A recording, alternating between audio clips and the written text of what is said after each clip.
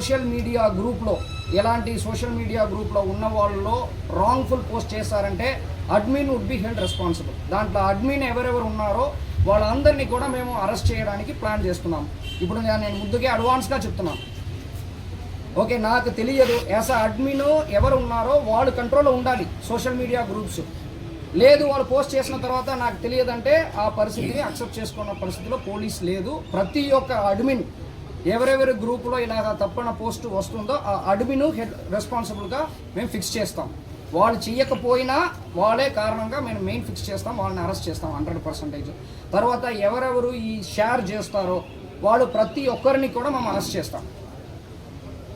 Media మిత్రులకి నా request ఏంటంటే ఇది అందరికీ కూడా చేరుకోవాలి.